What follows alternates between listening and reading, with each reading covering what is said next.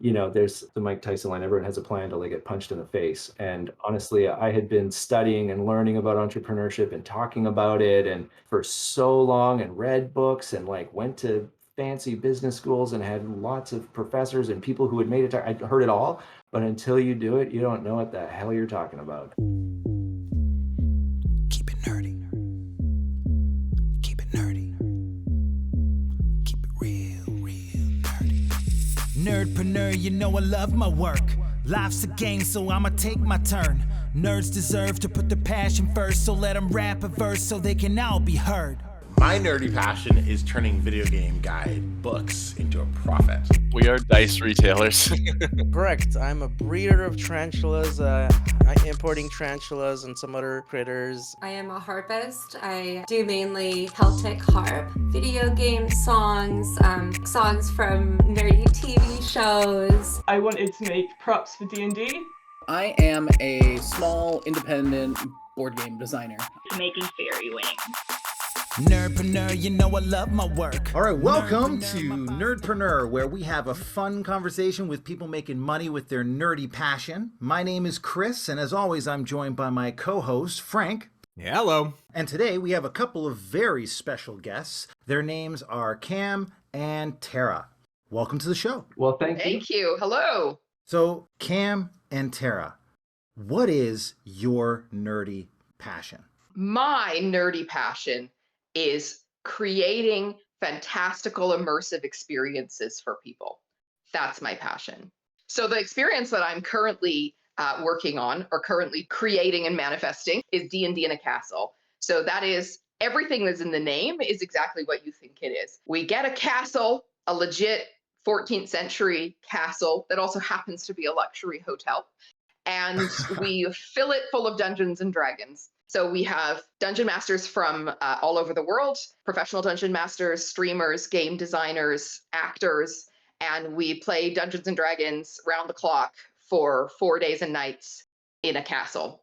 And that's basically it. It's the experience of that round the clock playing experience that was original to a lot of players when they were younger and used to do that a lot and don't get to do that so much now that they're grown-ups. So we get them into the castle and we have a fantastic experience separated from, the muggle world, as it were, and from everyday life, where we can just dive in and go on an adventure with our, fellow travelers and questers and dive into a game that you don't really get anywhere else because of the immersive quality of being together in a castle.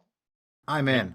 I'm sign me up right now. Oh yeah. My God. You had me at D&D in a castle. I'm not going to lie. That sounds so cool. Okay. I have so many questions now about this whole thing. How did D&D in a castle actually start? Good question. So D&D in a castle started when I was 6 years old, and I came home one day and my dad had brought home the red box and from a garage sale, I think. And I convinced my older sister Tara and my other sister Angie to play this game, and I was very excited, and this was the greatest game I'd ever played. And then they didn't necessarily want to play ever again. And then 5 years later, I met another buddy of mine, Lauren, who taught him and his brother play D&D, and I got roped in and joined the Stranger Things gang. And during that time, we really always had this dream of growing up and playing D&D in a castle, and it was sort of lodged in there somewhere. I didn't know how this would work, whether or not I would we would own the castle or live in someone else's castle, or there was a castle in the basement or something. Somehow there was a castle and we were playing D&D in it. Just sort of like a entrenched dream. Anyways, grew up, played D&D through high school, and had the old gang of friends that played every weekend, and the beloved characters and everything. And then went off about life and just sort of never really got back to it. And I think it was some of us played here and there, but we always talked about playing again. We always talked about getting back together. And I realized we were getting old, and we had been talking about it for a long time, and middle age was rolling around. And I thought, this is not acceptable. So I promise I'll get to your questions. No, that's great.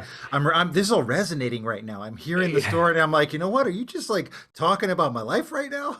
There's a reason why the whole generation is having this resurgent. It's like collective midlife crisis that we're, sharing with the world. But recognizing that, it wasn't going to happen unless we made it happen. So what we did is I booked a house in Seattle, and none of us lived in Seattle at the time.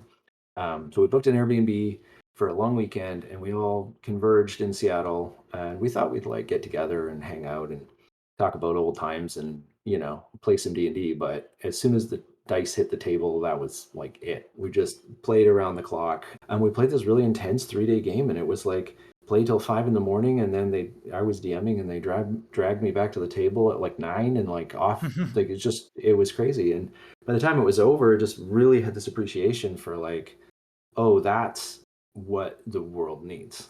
That's the thing that's missing from the world, is an opportunity to connect in a creative and safe and inclusive and honestly creative, like the opportunity to do something generative together.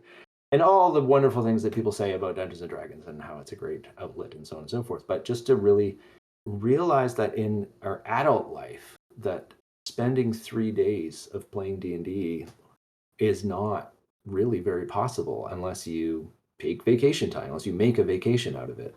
And of course, you can always play D&D in a basement, but while flying home, I was just really thinking, what would it take to get people to spend their vacation? And then the old distant dream of playing D&D in a castle crept up on me, and I just had this idea. And when I landed, I called my sister Tara, because I'm incapable of most logistical efforts. If you know me well, you'll know that to be true. But Tara ran events in Canada, and we always wanted to do something together. She was doing the Pride and Prejudice Ball, and we had done things like gone to the Jane Austen Festival and stuff together, and sort of always had this idea of doing something. And, you know, I pitched the idea by saying, I have an idea that's, unfortunately, when you hear it, you're going to have to do it.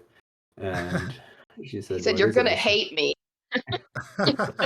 Which is pretty true, I'm sure. It's pretty accurate.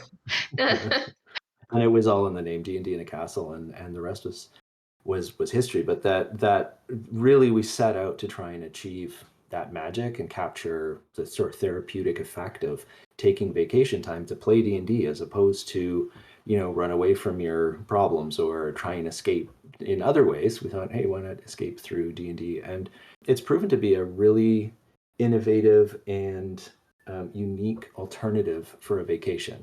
It's up there with taking a cruise, or some people's vacations they plan, you know, going through Europe or taking a backpacking adventure, etc. Like you take the same amount of, you know, money and time that you would do that and go and play D&D in a castle.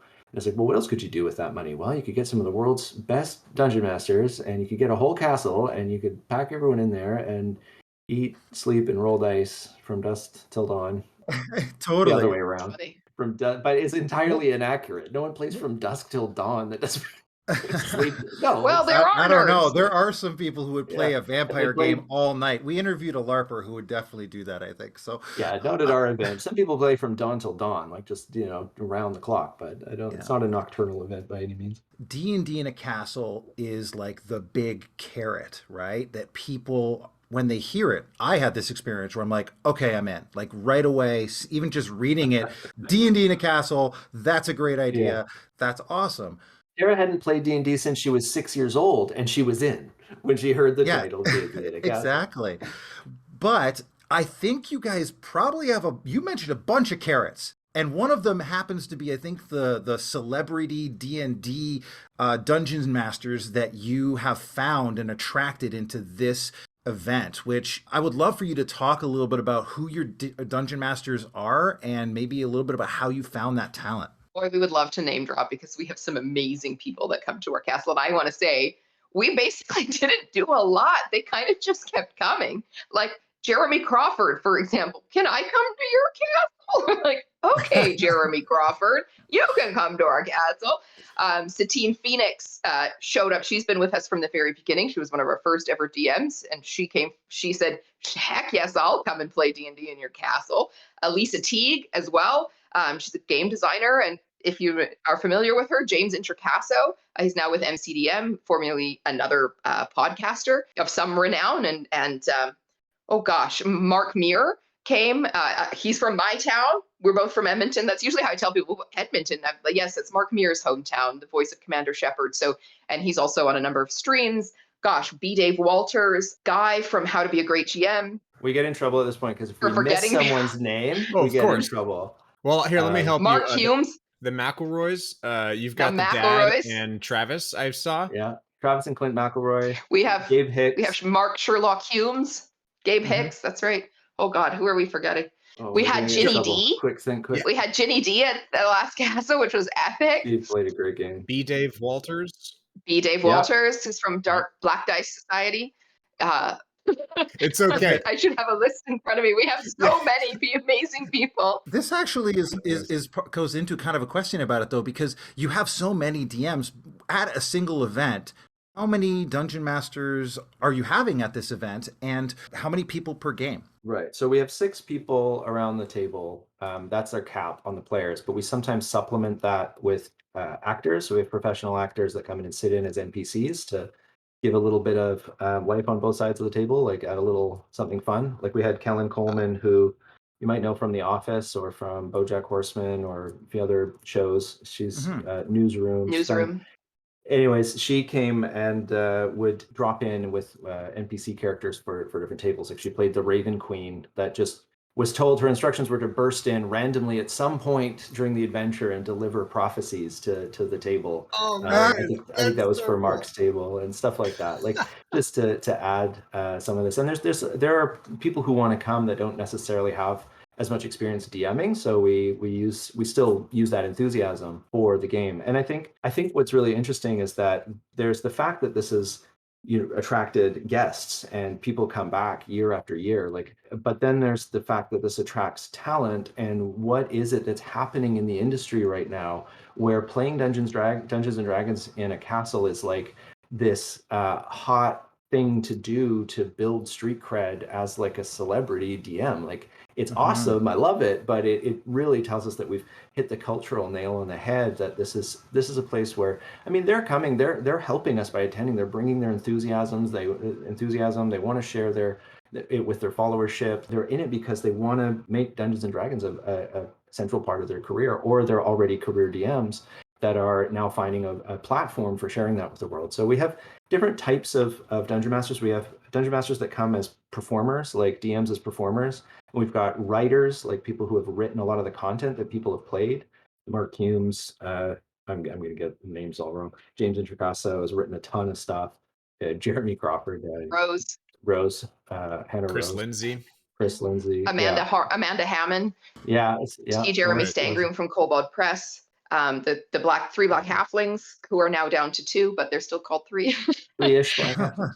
Yeah, anyways, there's people coming with their different styles, and there's various sort of incentives, and that's like one of the conversations we have with talent when we're talking to people about coming, is making sure the incentives align, right? People want to come and they're there to make the event the best possible. Our secret sauce, like the strategic secret to it, to like making the successful event, is that it really is the game. The castle and the vacation and everything is, like the story, like what I learned from going to Seattle and playing with my friends, is that it wasn't about Seattle. It wasn't about the house. It wasn't about the things you thought you were going to do there. They're nice, but it's the game that is the crown jewels. And so everything we do, we think, how does this make the game better? Whether it's bringing additional talent, it's like, are they going to actually come and contribute to a better game? What is the space like? Are the gaming spaces good? Is the castle? There are a lot of castles in Europe, and we've been to all of them to scout them, to figure out, is this a good place to actually play D&D? Is there a tavern nearby that we can use for the You Meet in a Tavern event? Every little aspect is about, like, how do we plan out the session 0, and when do we do the DM media stuff so that it doesn't interfere with people's game? And every little thing is about, how do we make sure that when people leave, we've broken D&D for them so that they can't get that game anywhere else. Like, no one can deliver the game that we give because no one else has a castle and all the talent and all these things. That's not to disparage. Like, of course, people's home game is amazing. It's wonderful, but it's different. It's not, you can't get that experience again. And what I'm hearing here from a business standpoint is that you've really mapped out your customer experience. You have found that way to essentially retain and attract people. Because it sounds to me like you don't actually approach the talent. They seem to be coming to you. They're like, I'm wanting to do that. Is that right? We get a little bit of both. We definitely get both. There's people that come out of the woodwork that we never would have thought. And it's taken us time to sort of ramp up, like, oh, this is, we should go out and find people and ask them like that. But those relationships are so incredible. And I love the DM community, part of it for the talent that comes and the dungeon masters, for them, like, the industry needs this. Like, the profession of dungeon mastering is emerging as a very, what used to be kind of laughed at or considered not a serious it's like professional dungeon master. There was even newspaper articles like, oh, a professional dungeon master, that's not a thing. That's this, but it is, and it's emerging as a serious profession for people, and they need an outlet and an opportunity to come together as professionals. And I just wish there was more space, because there's the limiting factor on the castle is it's only so big. We can only pack so many people into it, and we don't want to sacrifice the game. There will only ever be 6 players at a table. There will only ever be, and we make sure that everyone gets their 8 hours of D&D with their at their table plus 1 shots, etc. So like the logistics all has to move perfectly, but yeah, it's all about making the best game possible. Wow. I'm curious, when this came to an idea for you, were you already an entrepreneur? So it was like, oh yeah, we'll just create this and become a business person, or what were you, because you just got up the idea and then like started a business and started making it happen. We were just insane. We're very insane. I mean, what's that mental shift? We're very, I think we were very entrepreneurial. Tara always ran events. Sorry, I'm doing all the talking here, but Tara always ran events, and I always had some 7 projects up my sleeve. But we were both working full time, and we just decided that this was an event that we were going to take the plunge and do. It wasn't the intention necessarily of building a company, but we knew that if it grew, it could really become something. So it's turning into just a gigantic side hustle that it's just become its own thing. But I had I went to business school, and I was working in tech as a product manager, so I had a lot of understanding about how these things work. But a lot of it was there's the Mike Tyson line, everyone has a plan till they get punched in the face. And honestly, Yeah. I had been studying and learning about entrepreneurship and talking about it, and for so long, and read books, and like went to fancy business schools and had lots of professors and people who had made it. I heard it all, but until you do it, you don't know what the hell you're talking about. And just, it was really many, many learning experiences from absolute day one, as we are still learning many things. So prior to starting this, we always joke that Cam's the D&D and I'm Castle. That's how our company is sort of split. So I was actually running, as Cam keeps mentioning, I was running other events. So I ran an event called the Pride and Prejudice Ball, which again was something I sort of called Cam.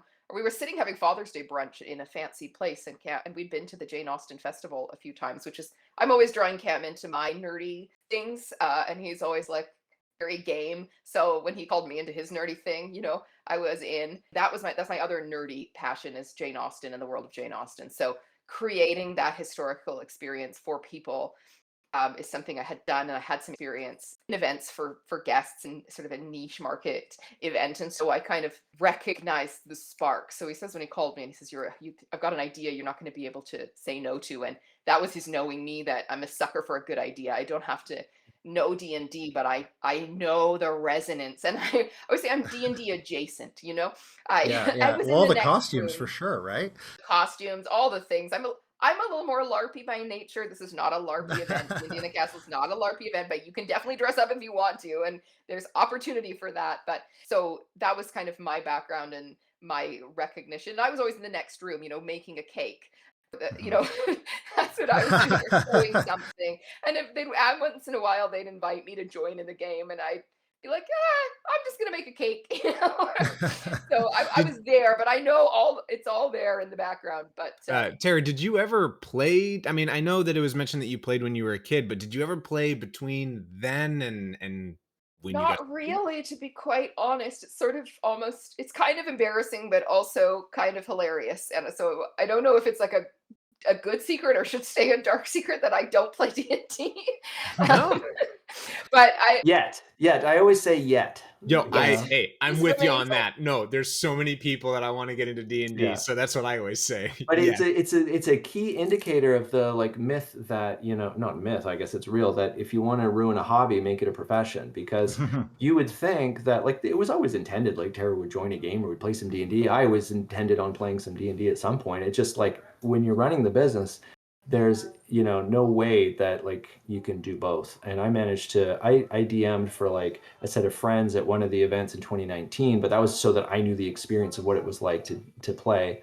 And it was epic. It was a great time. But for the most part, my joy comes from knowing the joy that I'm creating. When you hear the people talk about the game afterwards, you're like, I know. You're like, I don't know, but I know I wasn't It's there, true. but I was there. As You an know? entrepreneur, the kind of a reality that I think any entrepreneur will relate to is the same thing with Pride and Prejudice ball. I wanted to go to a particular ball and I couldn't find it. So I was going to make it myself. But of course, I never get to go to that ball because I'm in the background. I'm dealing with the hotel. I'm talking to these people. I'm creating this experience for people. And I get my own joy out of that. When I stand on the stage and I call the dances, and we really do the dances, and anyone can dance like they're in Pride and Prejudice. And I cry every time because it's so, so beautiful to see this experience happening. And sometimes at the castle, just seeing the joy and the experience is really moving and emotional to see and to know. And it's always kind of weird when you go to this castle and then all of these strangers show up, and you kind of feel like, what are you doing in my dream? You're real people. Like, this was a thing in my head, and now I'm here in a castle and I don't know any of you. You're not my brother Cam that I called and bribed to come to Bath, England. You're people who just chose to come and experience my dream. And I think, I don't know, but I imagine entrepreneurs all have that feeling, but that you never get to do it. I'll never get to dance at my own ball. I'll never get to play in a castle the same way as a guest. I also write novels, because again, I write Jane Austen spin-off novels because I wasn't finding what I wanted, but I can't read that novel. I wrote it. So I can't tell you how many times as we've been interviewing people, we get the nerdpreneurs out there like you that are just following their passion, going after it, creating something. And there is this moment of disbelief that all of them tend to have when it actually works. Yeah. When they first make $1 or when they first make enough dollars to actually live off of. Yeah. And I'm curious because maybe this is why would they feel this way, but did anyone say you were a little crazy going after this when you said you were going to? Oh, many. So I muted myself. You couldn't hear my uproarious laughter. Our friends, our family. My husband definitely said you are 100% forbidden from doing this. Right. And yeah, so that went really Family, well. That friends, totally happened. everyone we ever met said we were absolutely insane Definitely because we don't do went in, this. we just did it. We just we rented a castle in France. They're not cheap. That's They're a lot not of money. It's like when people are like, "Oh, this is so expensive." It's like, did you read the title of the event? It's D&D in a castle. It's a castle. It's not D&D in a Holiday Inn. It's D&D which in is a great. castle. I highly recommend D&D in a Holiday Inn. And people are like, "I could organize my own thing and I could play." And it's like, "Go ahead, Great. please." I love it. I'll come, and then I would have to order if you plan it. I will come. Yeah, we need an event for you two to go to. What's your vacation, right? D&D in a basement. That's what we're working on. I wanted to ask you also, because we've established both of you have full-time jobs, you're both parents, and you're doing this out of love for what you're doing. How do you juggle all of that? And specifically, I would like to focus on how do you juggle creating D&D in a castle, since it's not your full-time job? You want to take that one, Tara? I get asked this question quite a lot, actually. And the genuine answer is you just let all your standards slide. It's just a progressive lowering of standards. I have 3 children, and I'm just a negligent parent. Like, there's no question about it. I don't do housework. I'm like, I get away with what I get away. Like, there's no magic, and I just also don't sleep, and I probably will live a shorter life because, years of my life will be gone from that reality. But the years that I got, I will have created this. I will have done this. I will have made this happen for people. And the crying that happens, the soulful crying that happens at the end of these events, the stories we hear, the impact that this has, and sounds really extreme and kind of crazy, but I say it sometimes, that I believe we are literally building world peace. Because there are people at those tables, if they were in any other context, they would definitely not talk to each other. There are people from very different backgrounds, and through this game and through this experience and through this happiness, through this joy and passion, through this laughter and all of the turmoil of it, through all of this, they are able to be friends. And from there is where we're going to be able to move forward. And I know it's only like 6 people at a time around a table, but it's more than I would otherwise be creating. So, it feels like a positive spirit to be sending into the world. and a positive experience, and people can experience this without there are no negative side effects of D&D. It's true. It's an It's so true. extreme experience without any extreme repercussions. And this is such a I'm so behind this entrepreneur like spirit that you have that is driving you, because entrepreneurs don't do it for the money, right? Especially nerdpreneurs don't. It's like this bigger vision of the impact that you're creating that really drives an entrepreneur or a nerdpreneur, I think especially, to be successful. And I've always said that everyone loves D&D. They just don't know it yet. And they will. And I'm saying that this might be a gateway. And you mentioned, Tara, the person who had read all the books but never, ever played the game. What does that do to someone's psyche to be like wishing for that and never being able to, and then to give them that experience? That's a life-changing experience for someone. When you encourage people to play a game that they don't usually play, I've done this a number of times where you're like, just come out. I've convinced people and enrolled them to come into the game. And I didn't have a castle, unfortunately. I just had to be like, just show up on Wednesday. I'll get you a character sheet. You have to almost trick people into playing D&D the first time, right? It's like, we're gonna have drinks are on me. Yeah, we're gonna have nachos. It's gonna be all out, free food. Just show up. You don't have to. And then what's so funny is over the course of that experience, over the course of that first night, right? You see changes in people as they get into it and they become this character. And I love that vision of seeing how people shift and move and be moved by something that is 100% happening in their head and on a table and in this little group of people that they're friends with. And now they become a stronger and more bonded group that understands others. Family. And Yes. I witnessed this there has to be a collective experience to create this. And that's when I say immersive, fantastical events. There's a participatory aspect that is also what differentiates it from a con, that, and from a lot of other events, is that you contribute, and what you contribute is what you get out. And I see that at the ball as well. And I see that at the castle. You start out with individuals or couples or small groups, and they're all their ways, or, in their groupings. And by the end of it, you've like blended them. You've broken down that, and they become a community, and that's so powerful. That's why it makes me cry when I see them doing the dancing and they're moving in unison. They've become a community. By the end of it, you can't tell who came with whom. You really can't. They're a unified group. You can't tell who came with whom. That's a good way to put it. I think that we're translating this to business advice. I think this is ostensibly a business advice. We have no business advice. Our business is you want to make money, don't talk to us. Yeah. Well, it's tough being in a business where people care. It's actually tough. If you're making cardboard boxes, things work on paper, they work in real life. When you work in an industry where people care deeply about what they do, none of the economics make sense, because people will work to death for free against you or with you, right? And so if you're working in nerd or labor of love industries, you have to model yourself after another labor of love industry, right? And navigate the good and bad of that. So for example, the music industry, the film industry, these are labor of love industries, right? They're art, they're people's passions and hearts and souls going into what they're doing. But someone over the years has figured out how to make money at it. So producing D&D in a castle, because we have talent that comes and they're bringing their passion, we have players that are coming to experience a creative event. A lot of the model happens around a music industry-esque type event. And in that way, it's got a bit of a music festival feel, but the difference is you get a 3-day long concert with your, and this shared experience with the people that you're with.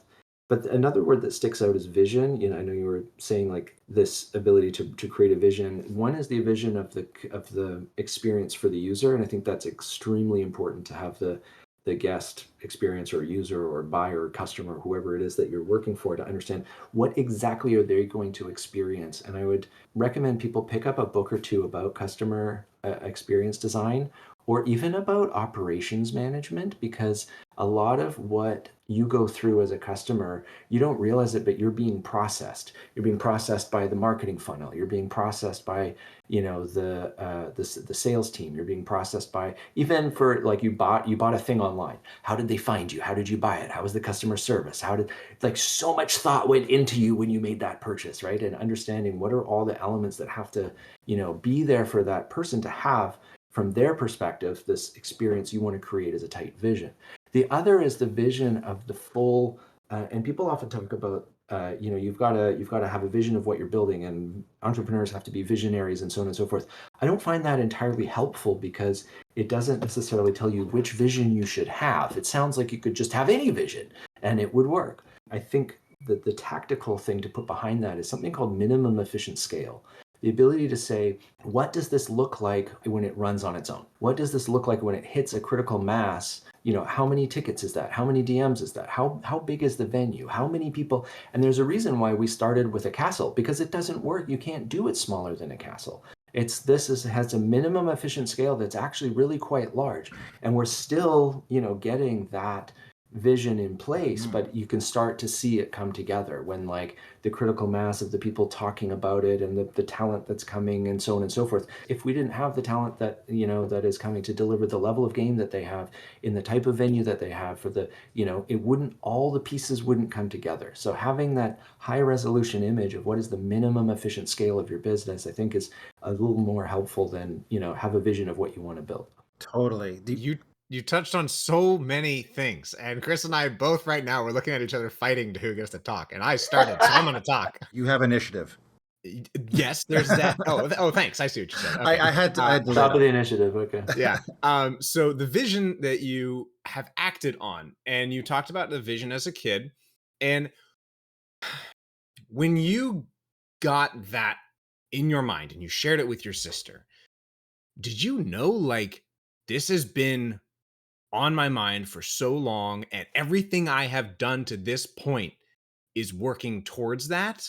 Or was it kind of like, well, I'll see how it goes? No, I think it was more the former. And I think enough so that I knew Tara would have the same realization that it's instinctual. It's not like we had a conversation or spreadsheets shared about, we eventually got to the spreadsheets, but being able to work with your sibling means that you can say something like D&D in a castle and it's like everything lines up. It's like, okay, all those trips we did to Immediately know what all the things you mean. all those trips to England, the events, the type of people we're going after, the scale of the market, everything just sort of makes sense. Like, yes, that is a vision that has the moving. Now we got to work out the details, but I think, we were looking for that. We didn't know what we were looking for. We wanted to do something. We didn't even have like active intent. It wasn't like we were on, systematically looking for startup ideas.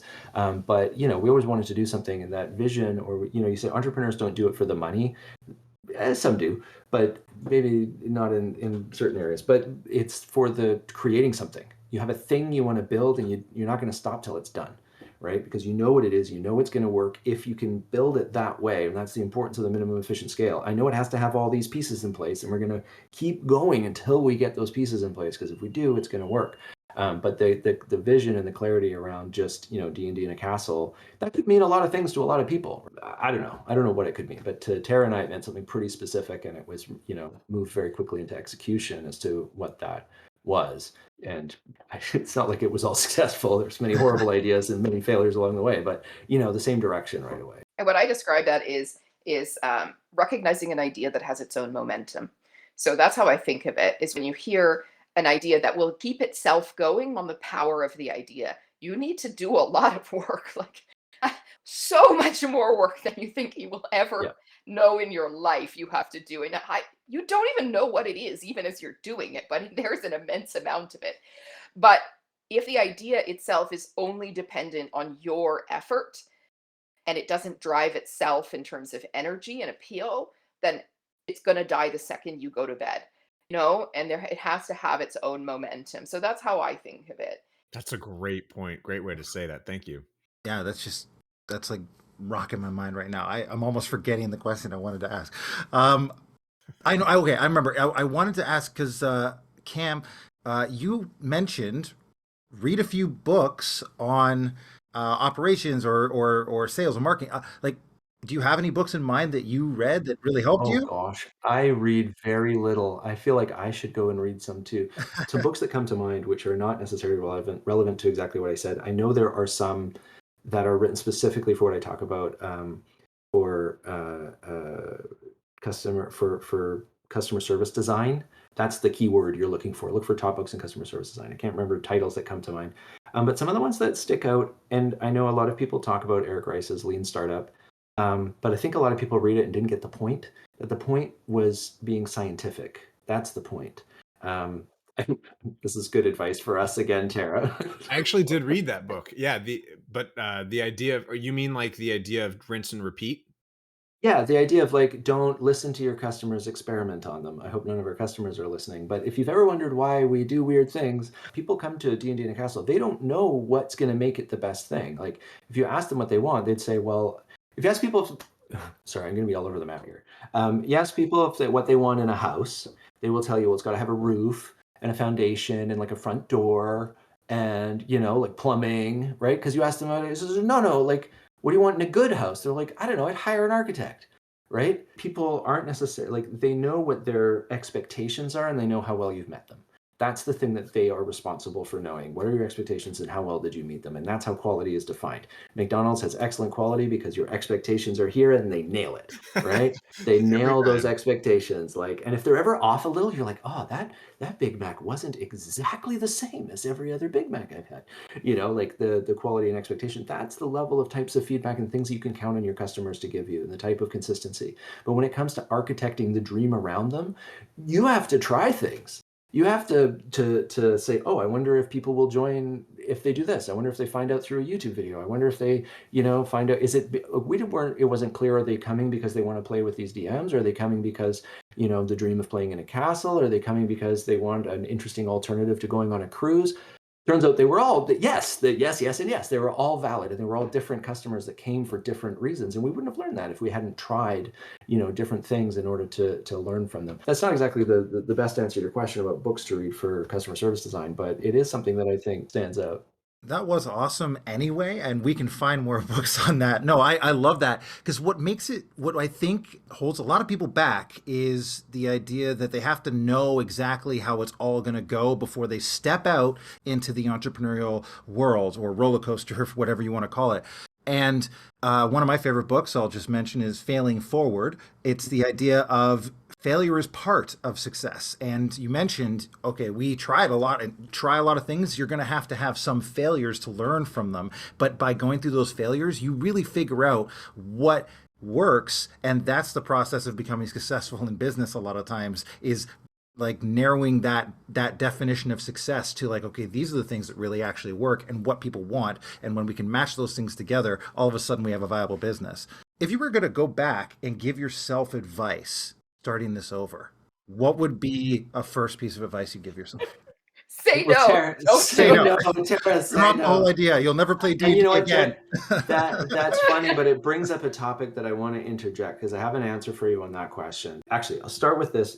People say the same things all the time. When you ask them advice about startups, whether it's investors or successful entrepreneurs, and the funny thing is you don't believe them.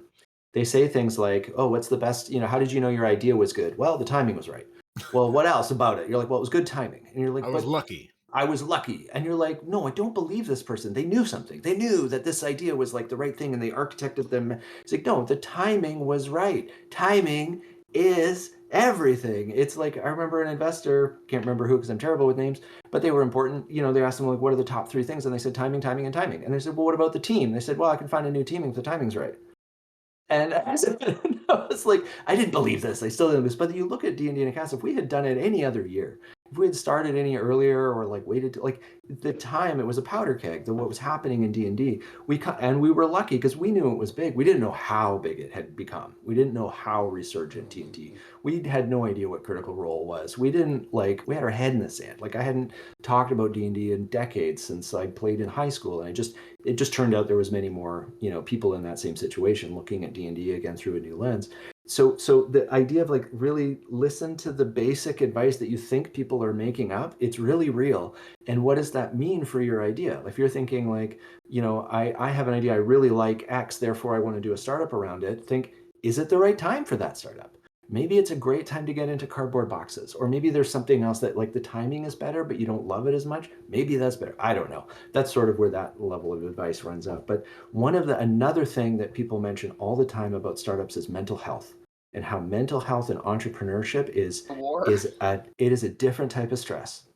It's a whole new world of pain. It's becoming a more talked about thing, which I really appreciate. I see more articles on Medium and more entrepreneurs are talking about it. There's there's been suicides from successful startup founders that, kind of came out of the blue. And when you get to a point in, running a startup and you've got your big boy pants on and you're really actually running at scale, you suddenly look down and it's like, oh my God, what are we doing? These are large numbers. This is a lot of people. Like, what is happening? And it's nothing like being an employee. And that vertigo and the stress that you end up on yourself is so intense that like you need to stay ahead of it. And I think that just as a general topic, we're laughing, like Tara's saying, like, oh, if you asked me again, but because the stress is severe, and it does. People say like, oh, how do you do this with a family and a career and stuff? It's like, well, actually those things suffer. Right. Yeah. So choose wisely. Like, it's actually that stressful. And you'll hear this many times and people think, oh, well, they're lying. They're actually happy and they're doing, there's no downside and everything's wonderful. It's like, no, this is a very stressful situation and you need to get those support networks. You need to talk about the challenges and you need to Cam will make sure call me and he'd be like, Tara, I don't want to hear anything, but we just need to talk about feelings. I need to talk about feelings right now because I'm having a lot of feelings. Can we just talk about feelings? So we do that. We do that. And then we just yell. And then he says, Tara, you can't yell. I'm too fragile. Stop yelling. I'm sensitive. It's true. It's true. I'm going to break if you yell anymore. Having that camaraderie is super important. I mean, Chris and I have had our own ventures before we really met and started this. And so we both know what it's like to start a venture on your own and just realize like, oh my God, kind of like you said, Tara, like it didn't have momentum, whatever it was. When we were sleeping, it was off. And so what I just heard right there was the two of you work together and you lean on each other. And the fact that you're brother and sister, I mean, I have a sister, and if she and I did something, it would be so freaking awesome. Like, it probably wouldn't be exactly like D&D in a castle, but it would be really freaking cool. So it just makes me so giddy to think about having that kind of support. And we say to each other, like, first of all, there's the fact that our relationship serves the business because we know each other so well. And we also know our relationship is not the business. Like, our relationship pre-existed and will exist after and is its own relationship. But also, we were at the castle this year and we're talking about, can the castle, we've been at every castle event that we just call it the castle. We've been at every castle event and we both have been there, like, grind, like working the grind every day, shoulder to the wheel. We were like, are we reaching a point where we don't have to be at every castle? Or like maybe because we have jobs and families, and it's used to be once a year and now it's becoming more. So what is that commitment? That's the point we're at. And, I said, like, I don't want to be at the castle if you're not there, like that doesn't make any sense to me. I'm only here to like hang out and do the craziest thing anyone could think of. Like, I'm not going to do it on my own. And I did, like, with my ball, with the Pride and Prejudice ball too. Like, I started it on my own. And then I was like, I'm done. I don't want to do this on my own anymore. And a friend came forward and said, you can't quit. I just ordered a new frock coat. And so we ended up being business. I'm like, well, then you do it. And he was like, okay, I will. So now he kind of runs the ball. So I do the castle now. I wanted to pick up on a point, if I can, on something Cam said, which is about, the customer experience, and a piece of advice, which I don't know if I should say out loud, but I'm going to. Why not? Why not? It's only open to the universe listens on to the this public podcast, domain. right? Yeah. Which is my learning, and this is hard-earned learning, like hard-earned, is don't listen to anyone. And when I say that, I mean, Cam will tell you in our company how much I repeat this thought. If you don't know what is best, you shouldn't be doing it. And that doesn't mean don't seek advice from people smarter than you. Definitely do that. But for example, when you run events in particular, which is our business, and that's what I know about events, people don't necessarily know why it's so great. You have done a lot of thinking through, you have done a lot of scientific observation, and you have collected that wisdom and you are applying it. And they don't necessarily know. Like they say, our sister is an architect, which is why it's interesting he said about the architect. People don't know what they want in a house necessarily until you build it. And they're like, this is a great house. It's got great vibes. They don't know that it's because you specifically designed the wall width. Vibes are hard won. They are hard won, and you'll know what the people are going to say to you. Or the feedback that's actually true is stuff you already know.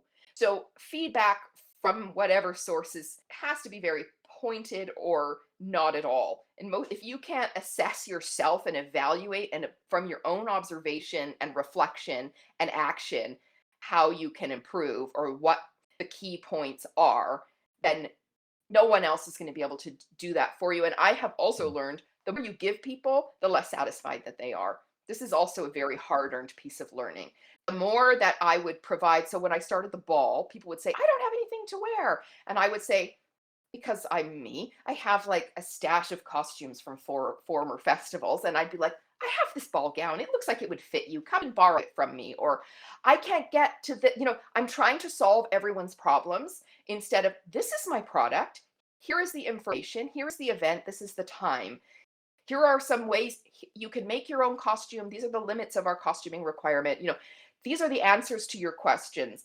But the more I bend over backwards to try to accommodate and serve people, the more entitled they would feel about it.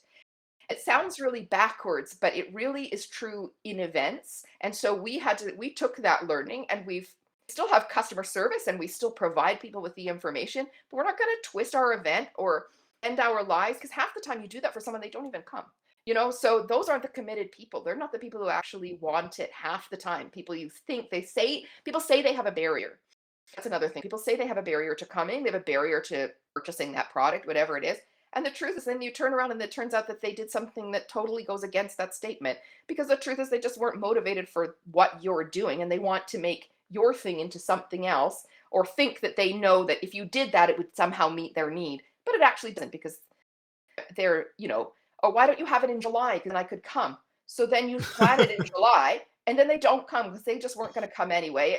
They could come in September if they really wanted to. Do you know? Let me add a layer, because Tara, it sounds like part of what Tara's saying is don't listen to customers, which is part of the counterintuitive point. But it's how you listen to customers. It's make sure that you have a useful lens to put all the feedback through. Right?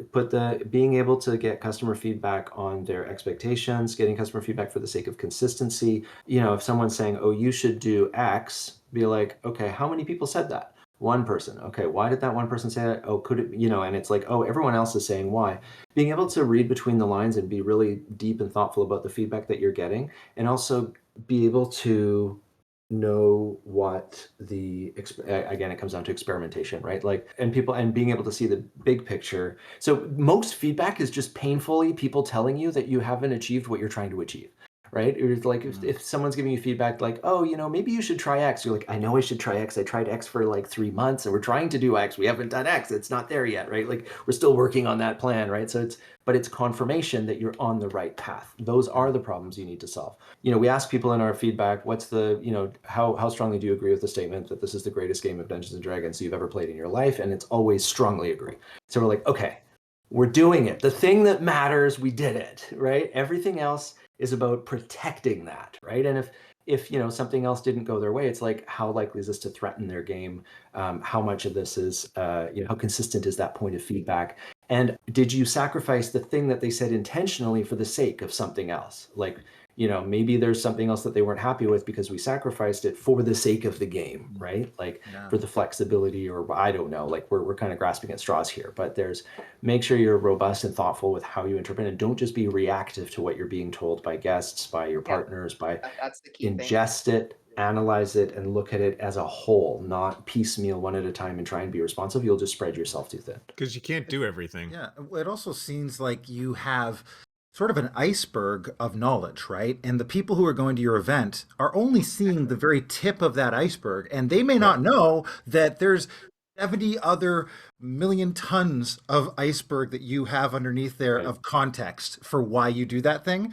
And I get that with events, and with music, it was what came up for me, because when you said you got to make decisions that are reliant on you, I think about musicians and how, when they're making music, I don't want to know necessarily what the producer was choosing or what this other person was choosing. I want to know what Snoop Dogg was choosing in that song to make it great, because he's the one who's the musician, right? Like, and he trusts himself. And that's the other thing I heard in that, was that if you're going to go down the entrepreneurial roller coaster, you got to trust yourself before you jump, before you go, and trust that you have those instincts. People always say that about me and Cam, you know, like, you guys don't, like, you guys are so confident, and like, it's a problem, you know. We don't see both of us. It's kind of like one of us should be cautious. Neither of us is cautious. We don't see the problems before they're there. We just see opportunities. That's how Yeah, and the we started. oversimplification is like, how hard can this be? We rent a castle, we sell the tickets, people show We up, they suck play at the D&D. nerds. Yeah, Come on, it's 4 steps. It's not, like, what is not the complicated problem? at all. No, Right, of and course if not. you're looking for the complications, right, and that knowledge that it is technically that simple. It's just each one of those things. It's a million things that has to happen. We appreciate there's going to be a million things, but that doesn't mean, you know, it's not possible. And obviously that leads to glazing over some details sometimes and getting caught. Having a good project manager to help you, you know, compensate for that is really important. But I would say, you know, going to your question about what would you tell yourself when you started, I would tell myself that other than COVID is coming, Yeah, that would have been nice to know for everybody. Yeah, we were just at a part where we're going to hit the gas and like accelerate and like, okay, we proved the model, we know how to repeat it. The fact that it's a 6-person table over 3 days, 8 hours a day, rotating 4-hour blocks. We figured out you meet in a tavern beforehand, we get the socialization, we have session 0, the ball has a particular format, we have the venue, we tried like multiple castles in multiple countries to nail it down. We got it. We've got this thing, we had the talent lined up, we were ready to scale, and then COVID. And it was like, and what was amazing is just like how supportive the players were. We have like a 75 to 85% return rate. Like everyone comes back. We have a 95% NPS. We have like, it's just through, like people are, when they're in, right? Of course, not everyone comes back and they're like, that was my once in a lifetime experience. But more often I'm told, I remember the one couple came and sat me down at the end of the 2019 event and they said, you know, I've got a problem to speak to you about. And I'm like, oh gosh, what happened? You know, like another, you know, an event thing fell apart.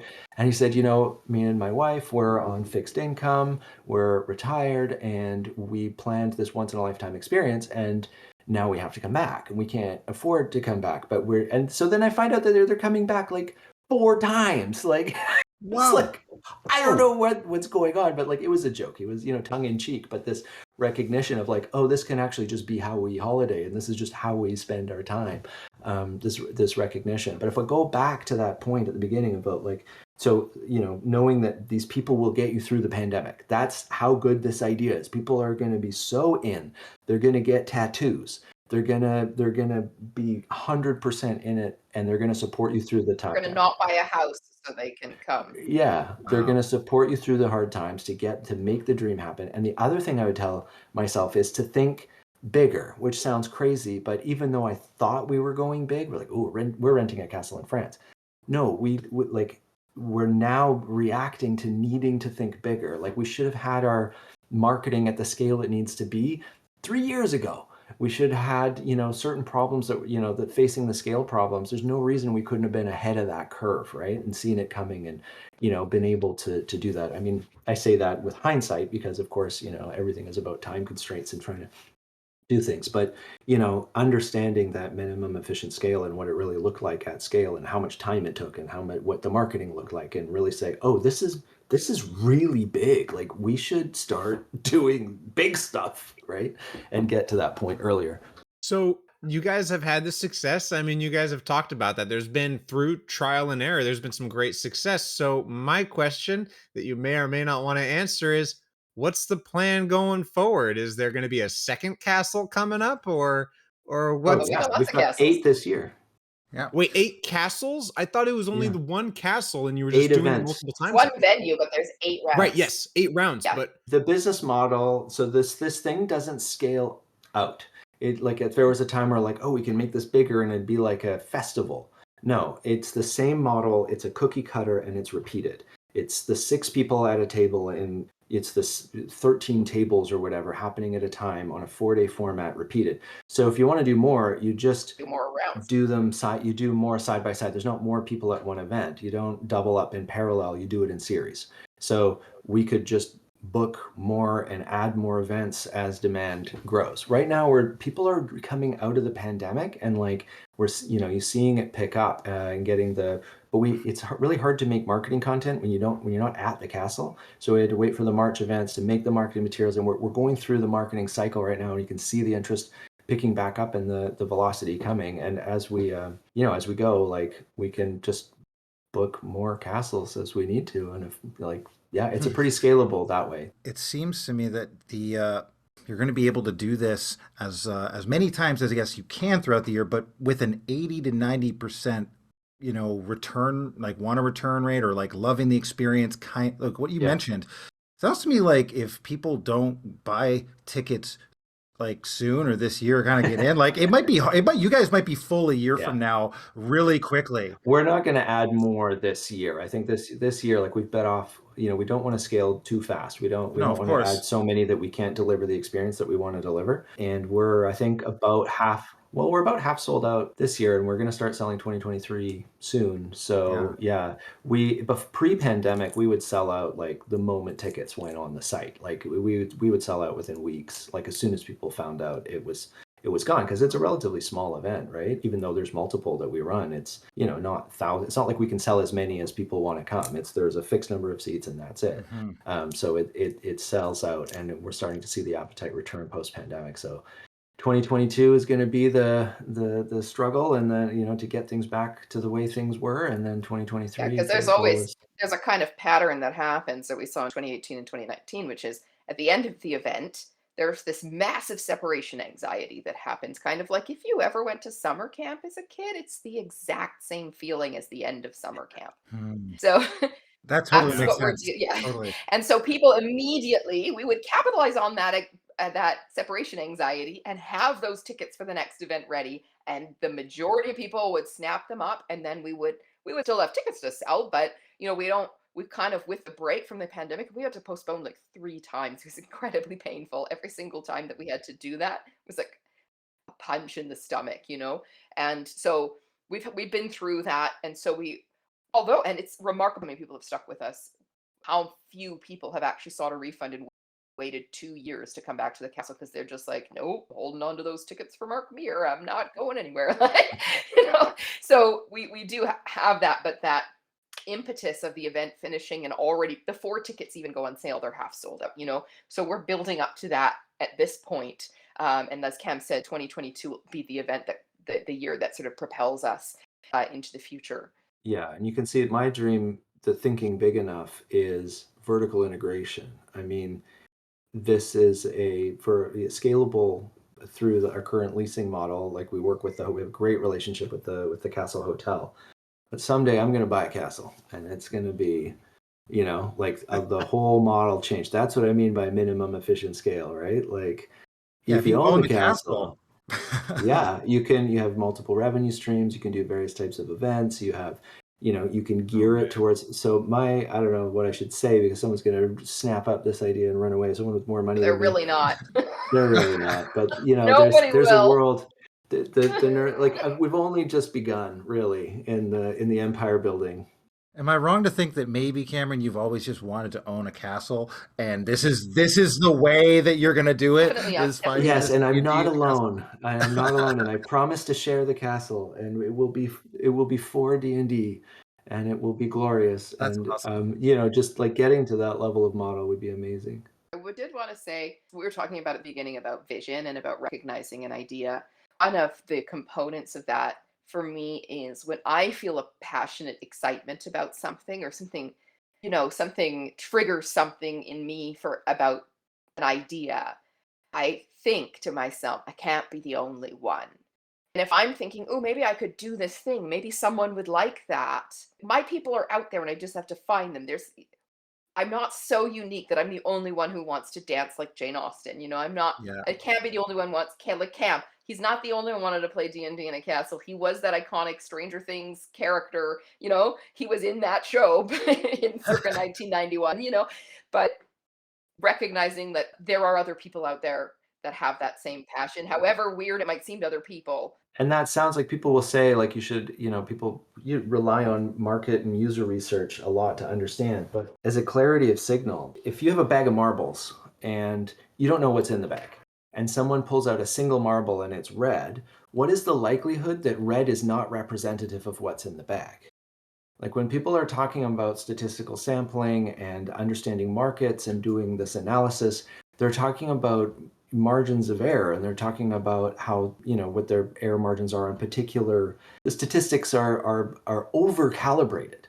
When you're talking about, nailing an idea, you're talking about how close can I match this red, right? Because there's some resonance in this, but you pull out two and two of them are red, what are the chances? Like slim to none that red is not a highly representative color in that bag of marbles because you pulled out two. And that's how an N count of two can actually be a clear signal if what you're looking for is this representative? Is this reasonably represented? Not how represented is it, not how big is the market, not how, but if you're looking at validating an idea and going back to being scientific, it's like, is the marble red? Yes, I found out there is someone out there willing to spend, even just one person that made a sale. Like people really overestimate making a single sale. Like, hey, you found out how to take someone's money. That is not easy. People do not give away their money for nothing, right? Like getting that and focusing on that success and say what made, like on the clarity of the signal as opposed to just trying to find out what the most people are interested in. So how did you, in your guys' case, figure out how many marbles in the bag were red? We put an ad on Facebook. We put an ad on Facebook, and it said D&D in a castle, and then the tickets sold out. That's it. Wow. On Facebook, specifically just Facebook. Just Facebook. Pretty much just Facebook. One Facebook ad. Facebook advertising is actually extremely good at targeting it because it's like, but everyone's not on Facebook. I don't need everyone. I needed at that time 36 people. And that demographic too. That audience is pretty perfect. They've got the spending power. Yeah, so we found 36 people and they came and sold at the event. So we had quick confirmation that, we were on the right track from the, when we put the word out there, and the, tickets started selling, and it was like, there you go, Bob's your uncle. It's not always that clear, obviously. And a lot of our challenges weren't in validating the idea as it often is, right? I think that if we had tried and we put it up and tickets didn't sell, then what? That would have been a much more interesting story. But in our case, hey, we were lucky. We were lucky that, the timing was good. The timing was good. Yeah, the hypothesis was proven pretty quickly from the fact that like people wanted that. Now it was, the execution obviously was a different story, and learning, but oh my God, we did so many things wrong. I don't even want to recount them because you won't trust us anymore, but like, many lessons along the way. But as long as the game was good and, people had that experience where they felt like they played the game of their life and made friends and came away with that, once in a lifetime feeling, everything we could learn, and that's what bought us the time. We don't need to dive into those things that went wrong, but I do want to ask, did those things that went wrong ruin the experience, or did things carry on? Oh, yeah, the show went on. The show went on. I mean, we lost our castle 4 days before the event. Whoa. And we shoved ourselves into a castle at peak season during the Cricket World Cup across the street. So that was really fun. And we literally bussed people to a Holiday Inn half an hour away, and we just made it work. So, when we're talking things went wrong. Yeah, I was getting years ready off to my go. life. Years off my life. I bet. And that's what I was talking about, the tightrope, and you look down, those moments, the looking down moments where I got a phone call at 4:00 in the morning, and I was like, who is calling me at 4:00 in the morning? And it was a lawyer in England saying, I'm a solicitor or whatever they are, barristers or something, calling from London. I don't know if you know this, but the castle, I saw you have the event on the thing, has been seized by the authorities. It's not available. And we're like, I'm sorry, what? So the company behind that, the castle went bankrupt, and the castle got taken as collateral and locked up. It was chained up. So we had a hard pivot, and boy, learned a lot in like reactive operations. And those people at that castle, that was the Nerder Key Castle and the Bard Castle. We called them the Bard Castle because they had the library bards. which was Xander Genere and Bonnie Gordon and Amy Vorpal and Jason Carl. Jason Carl. Like that was another lesson for us, is like they are there to make it happen. Like we had found the talent was just as invested in making this a reality, and they made sure everyone had the time of their life. So the Bard Castle, they would write songs to sing on the bus for their trip, and people were just so amazing about it. I mean, like, who predicts that, right? Like, Wow. yeah, I'm sorry, this castle has been seized by the authorities, and so there was a lot of campaigns that adapted to being about like defending the castle from the seizure of I was going to ask. Yes. We reacted with like very strong, quick messaging to the guests, and the guests were very receptive. But I just want to share, I was sitting, because I just had this memory. So that had happened, and we'd been through our first recovery castle, as it were, with the guys of Nerderkey, and that's Dave and Ted, and at that time Doug as well was there. They're actually, Dave and Ted are coming back this year. We'd been through that, and in that case, they were able to accommodate us all at the castle, and it was fantastic, and it was amazing, and we just couldn't believe that we had pulled it off. And then we were coming to the second round at that same castle, and this was Lumley Castle that took us in, the same castle that we're at now, and we had a relationship with them because we were planning to have them in 2020 as our castle. So they said, well, we can take you for the first round. We've got the space. The second round, they said, we have the event spaces, but we don't have enough guest rooms. So this is where the busing to the Holiday Inn in Newcastle came in. And the talent arrived the night before, and we sat them down for breakfast. And I remember telling them, so this is the story, and we are just going to hide behind you because you are the people they care about. We're nobody to them, and you're just going to save our asses, basically. And what was the sweetest moment in this, and they were all just like, well, yep, we got this. They were like so stoic. Wow. And actually, my favorite moment was Jason Carl, if you know Jason Carl from LA by Night. He's also worked on Magic the Gathering, and he's a game designer and DM of some renown. And he was at that castle, and I had just met him the night before, and just the loveliest person. And he turned and said, so I'm sorry to be the marketing guy here. He's a marketer, that's his background. Sorry to be the marketing guy, but what's our messaging on this? And I was just it was such a lovely moment. And I was like, I feel so happy that someone just said messaging. Like, that makes me feel so good. And I said, our messaging is gratitude.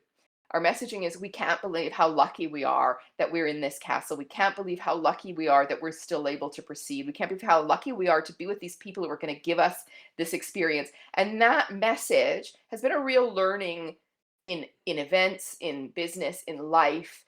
And we pounded that message. That became our touchstone. And that castle was remarkable, and it was so beautiful, and it carried everyone through, and they were able to live that because we set the tone for that. And that was the one that Amy Vorpal came to, and they novelized their campaign. That we have a copy. They sent us a copy. They now print on demanded it into an actual novel that they wrote their whole campaign, and it has custom novel. art. Like, that's crazy. That's like next level fan stuff, right? Yeah, it's like one giant copyright infringement. Like, it's just. But it's amazing. Like, they did it for themselves. They made a novel out of their 3-day campaign. There's tons of stories like that from what people could do at this castle, and they wrote songs like every night or every morning, I'm not sure which, they would share the songs on the bus back from their as they came back to the castle. And of course we worked things out financially with people and stuff like that, but it was the spirit was indomitable. Is there a place where those kind of things are collected, like those novels or those songs? Is there a place where people can go and find them? What a great idea. No. They can't buy the novel. No, the novel they definitely can't. Sure, I understand that one. No, the songs, we try to share stuff. It's really hard when you're in the middle of that to try to share it.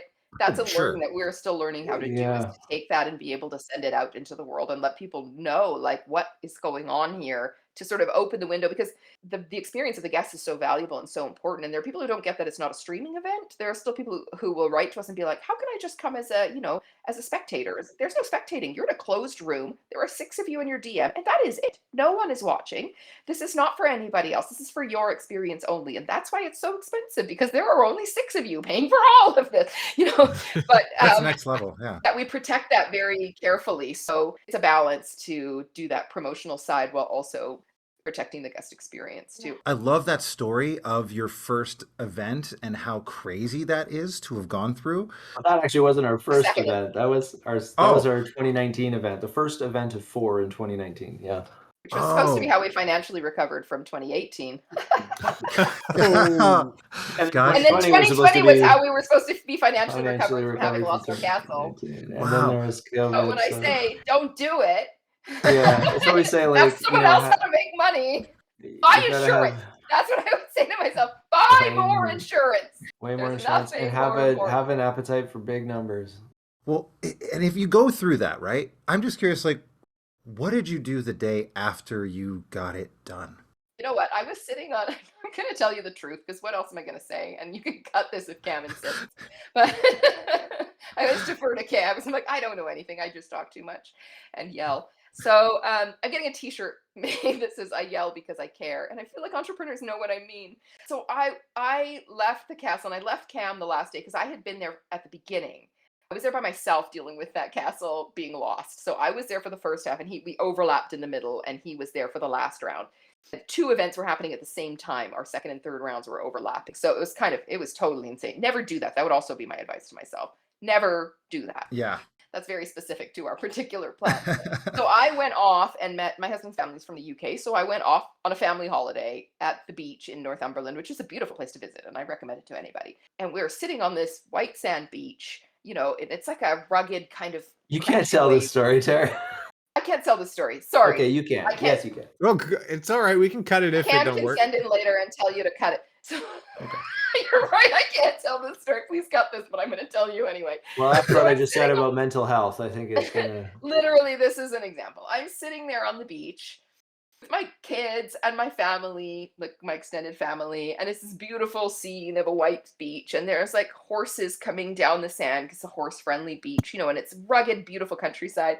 And this thought comes into my head, which I did not take any heed to, but it still came through my head as I saw those horses coming, that I thought, maybe if I lie down in front of the horses, they will trample my head, and then I'll have brain damage and I won't have to do anything anymore.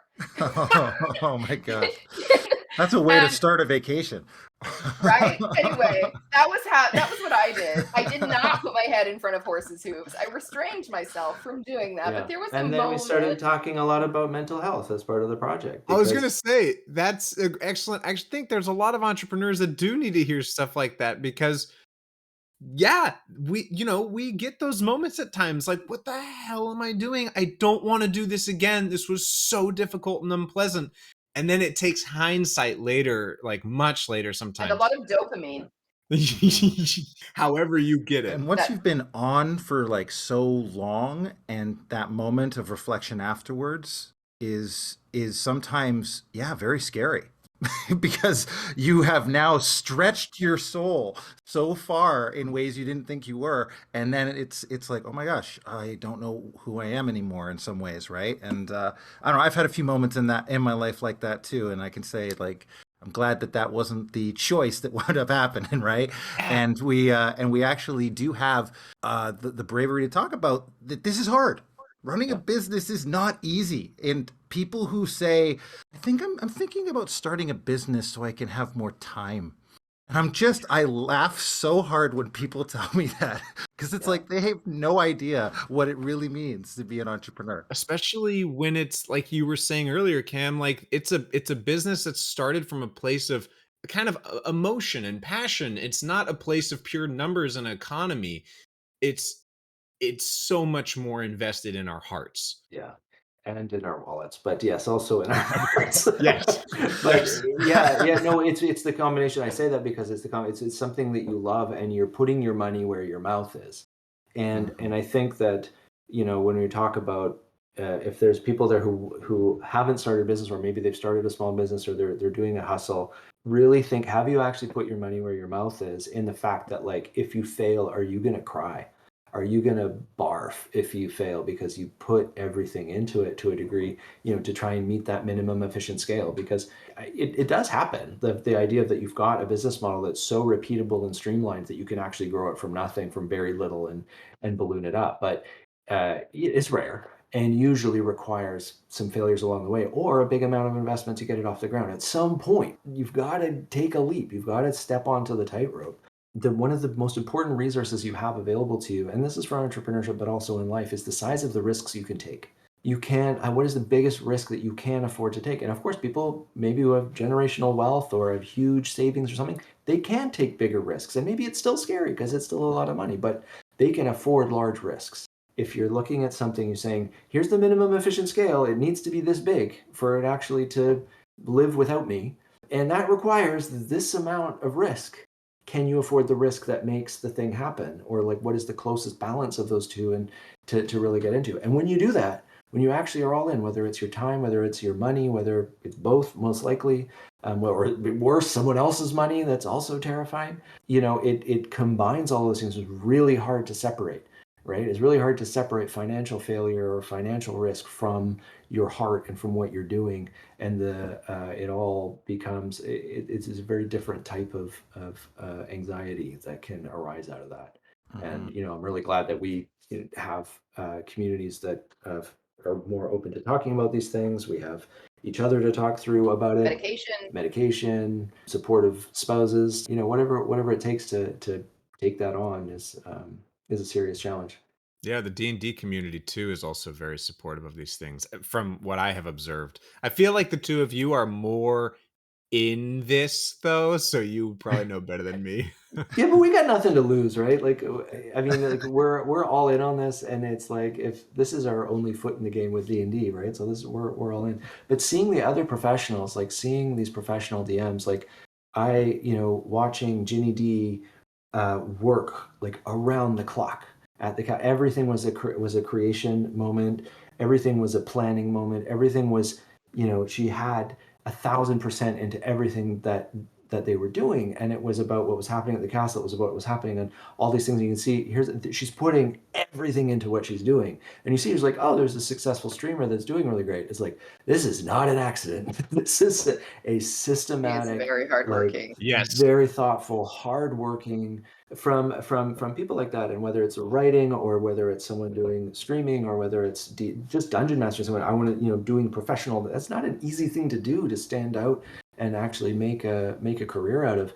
You got to be 1,000% in, and at some point you're gonna have to start signing some checks for however small they are, whatever you got, whatever you have. That's what you've got to be able to put your money where your mouth is. I'm curious, like, what are the standards you look for in a good dungeon master for your events? And I'm sure there are some that have probably sent your way that you would turn away. And what makes someone you're like, yes, I want them there? Good question. It's a common. It's all aura. Aura. Yeah. It's largely aura.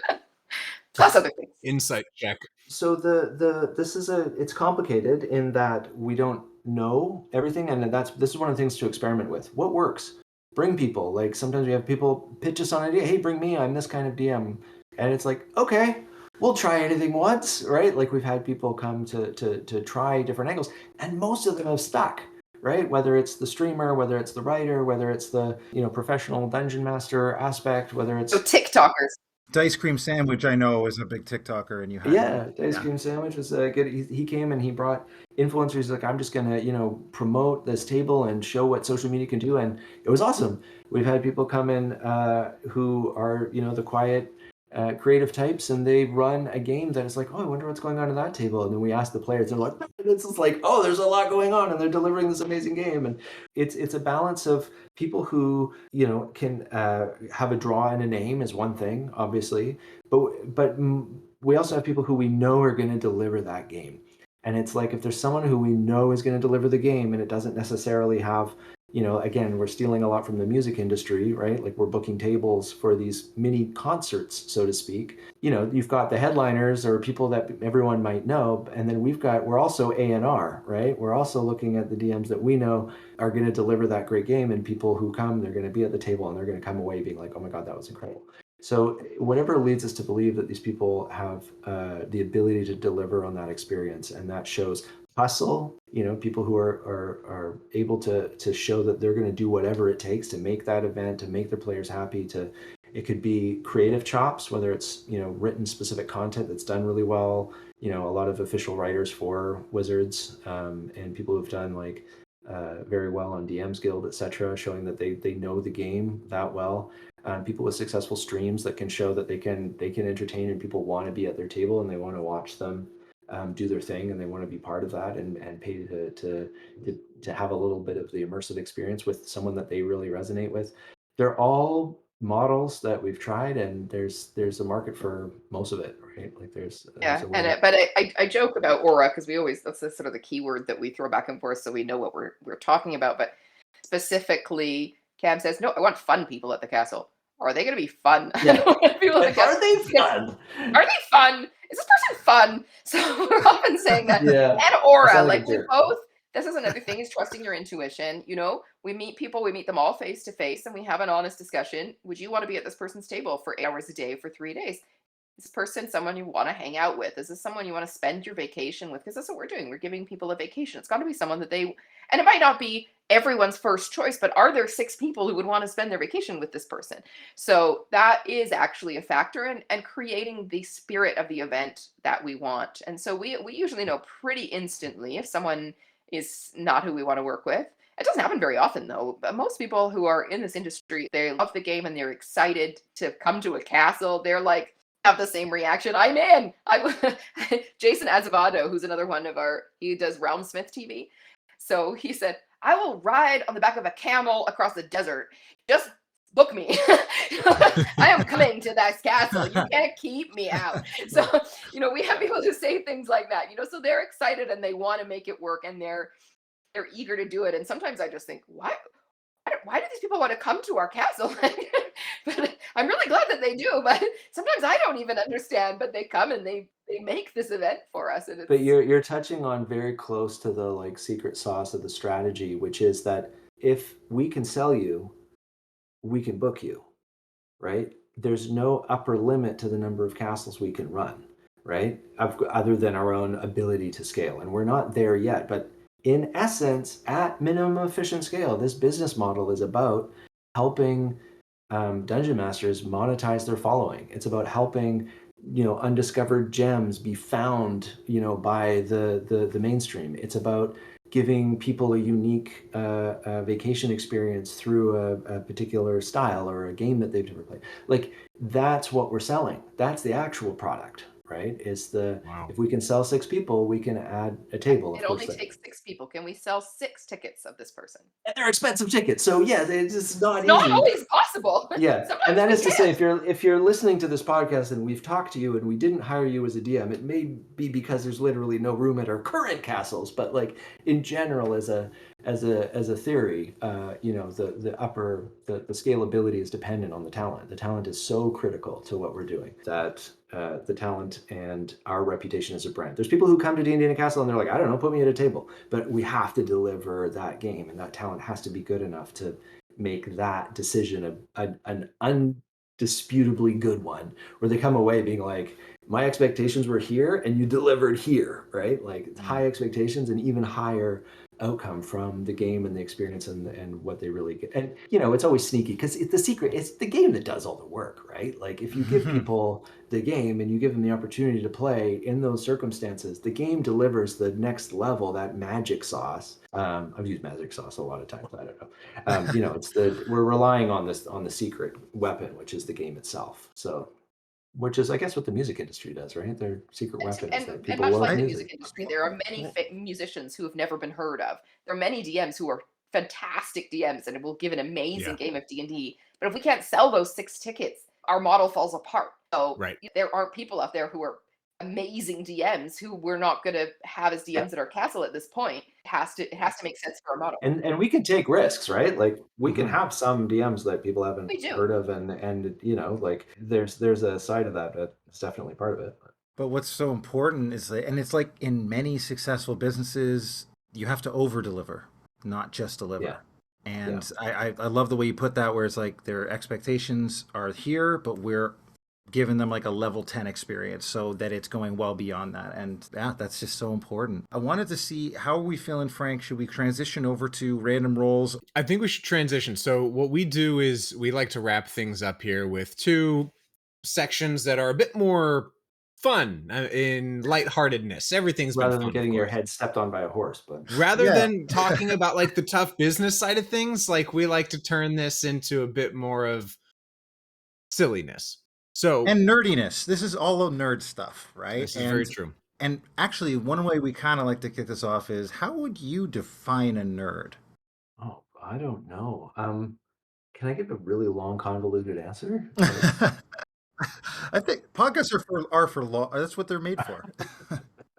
Because I don't know. I think that nerd, used to have social implications, and it was someone who was intelligent and ousted because of their intelligence. Maybe that's historically what it was. It has evolved to be so many more things. The reason why it's changed, I think, is what's interesting. The reason why that definition has changed, because we underestimate the sort of quiet revolution of nerds in the 80s and 90s. Stranger Things is very much about this, where you have the revolution of women was very loud. It was very out there, and it was about showing what women were capable in the movement of liberal feminism. For the men, it was actually also against the same common enemy, which was patriarchal chauvinism. If you watch that show and you treat the Upside Down as patriarchal chauvinism, as being the thing that threatens their youth as they have gender roles thrust upon them, it's actually what the show's about. It's even called Hawkins, as in a Sadie Hawkins stance with gender role reversal, right? So you can go down that rabbit hole. I'll give you that gift. But in general, like, what happened to those geeks? We think it's like, oh, isn't that cute? We've watched these people. We didn't hear much about them, but they had this revolution. And the superheroes, like the accountant and the science teacher, are the superheroes because they have resisted the expectations of them at that time, and they've had this cultural revolution, a very introverted and quiet revolution. Well, what happened? They went on to start the largest companies in the world and take over the entertainment industry. Marvel knocks out billion-dollar blockbusters on the daily. Apple, Microsoft, Google, the faces that like pop behind your mind, those were the D&D kids. Maybe they didn't actually play D&D, a lot of them did, but they were those kids. Like the nerd, that's why people don't make fun of nerds anymore. And unfortunately, it's because they all went and made a lot of money. And the nerds, and it turns out being intelligent is actually quite lucrative in certain scenarios, right? So that revolution of nerdery that was born out of the 80s transformed from being that, now is very much about the empowered underdog that has, earned acceptance through domination in some cases of, at a vast scale. We sort of think of nerd as still somehow being sidelined. I always find it weird when people talk about video game culture as being like a niche or sideline. Did you know a damn soul that didn't play video games in high school? No. Everyone played Mario. Every damn person in the damn school played Mario Kart and Mario, and everyone's like wearing like kitsch Mario t-shirts as though like somehow there's some kind of like cultural rebel. No, you weren't the rebel. I played D&D. We got our ass kicked. Like that was a cultural rebellion, right? Like, well, it's true. Video games became mainstream by the 1992. Like it was over, Well, by that logic, LARPers will be the next super rich, intelligent The people. next big thing. Yeah, those guys are nerds, man. Those guys, nerds. Proper There's not many people that D&Ders sometimes look down on or make fun of, but LARPing is one of them, right? I don't know why that is. We had a LARPer on our podcast. We get along fine with them. Yeah, but well, if you've ever done LARP, it's just that it's so different. And I think that it's the frustration of being lumped in with something that you're not, right? It's like, saying like, we're not LARPers, we're not those people. It's not nothing wrong with LARPers, but it's a different thing. It's almost like out of respect for LARPers. No, they have a thing. It's over there. It's like being Canadian and being called American. Like, right. Nothing wrong with Americans, but I am not one of them. Exactly. But I would say my definition of nerd, someone who carries into adulthood the passions they had in their youth. Because I like if you that. think about all those things, the dressing up, the comic books, the playing D&D, the making dolls out of nothing, those are all our childhood, youthful. Resisting the upside down. Resisting the upside down. Yeah. Anyway. That's good. That's very cool. Good. We've heard a lot of great definitions for what a nerd is, so thank you for playing that game. Yeah. Let's get into random rolls. Okay, so a little bit of what's about to happen. So there's two sections. We've got random rolls and we've got rapid fire. So random rolls is what we're going to do first. So you're going to, if you have access to a D100, you'll be able to roll that. You can just ask Google to roll a D100. Perfect. That is the other thing you can do, which is also very good. And so with this, because there's two of you, Frank, should we do... Two each. Two each? Yeah. Okay, let's do that. Tara, would you mind? Are you ready? Go ahead. Oh, I got 69. My kids will be so entertained. Nice. All right. Can you try to describe D&D in one sentence? This is a perfect question. You know that I'm a writer and my sentences can be extremely long. Commas are liberally used. That's fine. D&D is a collective storytelling experience guided by someone who knows more than you do. Well done. Nice. That was awesome. I like that. Oh, knows more than you do. I was like, what is that supposed to? Oh, about the world that's happening. Yeah. Okay. And what's nice is it doesn't contain it to a genre, or like it doesn't have to be fantasy. It could be so many things. So I like that. That's great. Thank you. Cameron, go ahead. Cam, let's do yours. Same question? Oh, different No, number? different question. You roll. I don't get that long to think of my question. Oh, I lost my die. Where did it go? I have 36. What nerdy franchise would you love to see redone as a musical?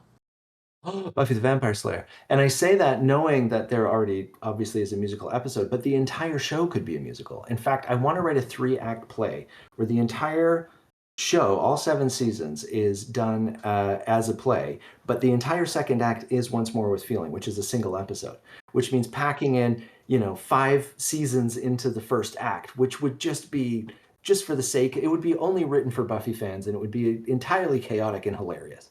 That sounds amazing. I'm a big Buffy fan, and I know exactly what you're talking about with Once More with Feeling, and that I'm so in. I'm so in on this idea. That's awesome. Cam, you blurred your background. Oh, are we about to see a huge Buffy wall? Look at that. I'm building a wall, and I've got plenty more to hang. Wow. Yeah, I got some good ones here. I put Charisma Carpenter up next to Joss Whedon, and then it fell off and snapped on a monster. So that was a lesson for me. But yeah, some good stuff. And one last one, just showing off my collection. Don't start Cam on Buffy. All right, let's move on to the next question before. So, would you like to hear my theories about Buffy the Vampire Slayer? We've quickly tapped it. All right, Tara, come on. All right, Tara, your turn to roll a D100. That's a different newsletter. 38.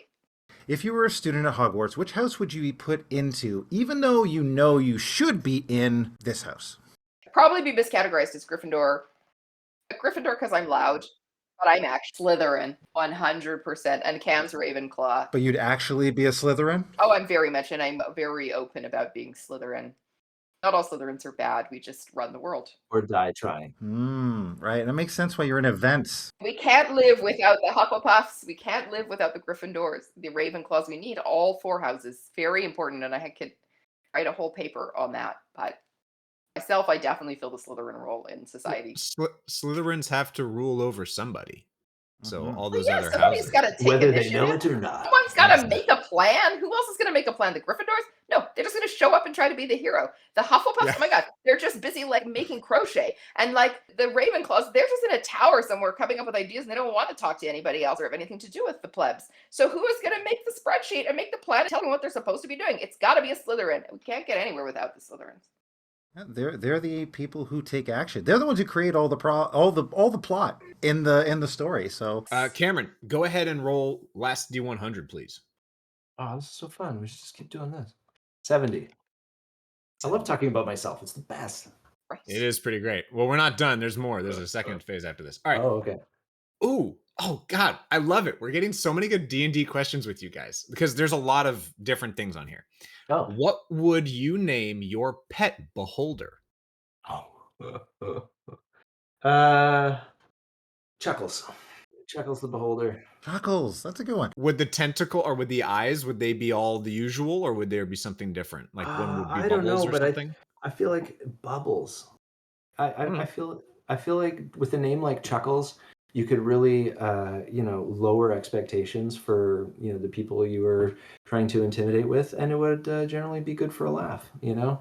I think if they're open to being called Chuckles, and I would assume that would lend to them some kind of personality that was more amenable and less likely to rip my face off. Yeah. Plus, they also have really just big mouths, so they'd be kind of hilarious That's to true. see them smile and chuckle and Chuckles the Beholder. That's now going to be an NPC in my next game. Chuckles the Beholder. Okay, now we're going to move on to rapid fire. So these are quick questions. We will choose them from a larger list that we have here. They're short questions. Your answers are typically short. It's more like 1 to 3 word answers. You've met us now, though. Yes, that's why I kind of stammered there. But then also, if your answers are wrong, we're going to ask you why.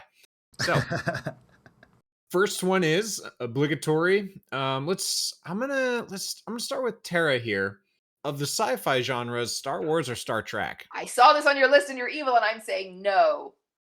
No to both of them? I say no to your question. Yes, the answer is yes. Star Wars or Star Trek? Yes. I don't compute. This is not a The Kobayashi Maru, she said. It is pretty much. It's a binary answer, but this was not the binary input I expected. She answered the question. Move on. All right, then how about who's your favorite Star Trek captain? Oh, Picard. Yoda or Obi-Wan? Oh, that's evil. Oh, I gotta go with Obi-Wan. I'm going with Obi-Wan.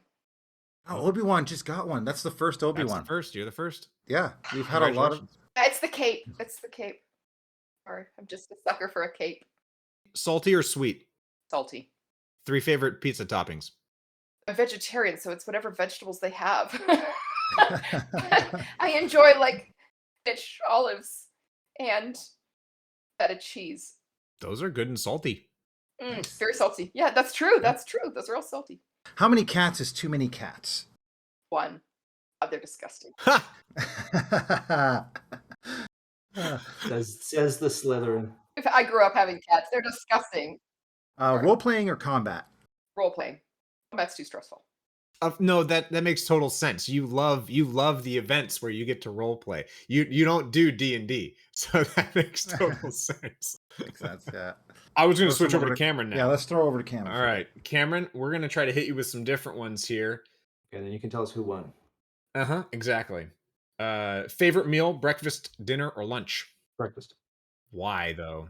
Well, I'm just so hungry when I wake up. I'm always so happy to have food. Like whatever it is, I'm like, yeah, breakfast, yeah, in my face. And I love cereal, and I eat a lot of cereal because it's so convenient. Yeah, when we were kids, he once told me cereal is the best food because it quenches your thirst and satisfies your hunger at the same time. That's a direct quote. Cameron Rapp. And you get so mad when the cereal had run out in the morning. They've never seen rage like that. Or someone left the milk out. I was really It was bad. usually me that left the milk out, and it was followed by rage. On that note, is cereal a soup? It'd be a gazpacho, actually. Well, is gazpacho not soup? I don't know. This hurts my head. I guess so. Maybe because they're not prepared together. Is a defining factor of soup that it's a liquid, or that the ingredients are like gazpacho and soups they're cooked together and then they're made into soup? The fact that they're added together after they're cold. That's a good definition, actually. Yeah, cereal's a component of mixing, right? As opposed to it's a mechanical cooking. mixture. It's not a chemical mixture. But I'll go with it because that's more reasons to eat cereal. So I'm going to say I'm eating soup. That way you can have cereal for dinner or lunch. Because soup is acceptable anytime but breakfast, because then cereal has to be there, right? So I often eat curry for breakfast, but that's... Sorry. What? Curry. Curry for breakfast is the best thing. Beans on toast, but it's dal. It's amazing. It's way flavorful and better. Also broccoli. That's breakfast food. I lived in Canada long enough. I know that's not a Canadian thing. That's not a Canadian thing, but it's probably delicious. If you do a big brunch too, it's proof that you're not doing anything that day. That's a good feeling. You're like, wow, I'm eating this brunch. Obviously, we're not doing anything important or stressful. I'm just eating this brunch. See, I think everyone loves brunch the most, but he doesn't give that as an option, so it never comes up. Yeah. Well, because everyone would choose it. Everyone chooses it. That's true. Fair enough. I'm not going to lead the That's it. I don't do a good job at breakfast. Yeah, I should put more effort into breakfast. Is what the moral of the story is. So, which is nerdier, football or foosball? American football or European football? American football. Okay. How is that nerdy? I think it's the nerdiest sport in the world. Oh, no, fantasy football. Fantasy football is nerdy. That's all football is now. There's a lot of, it's like you mean all the stats and everything. Or playing foosball? Like I gotta clarify. That's a good point. Playing football is not nerdy. No, it's, the question does not distinguish. I'm gonna edit and foosball, because even if you play foosball, you're still a nerd. If you play football, watch foosball, you're really a nerd. Yeah. Mm.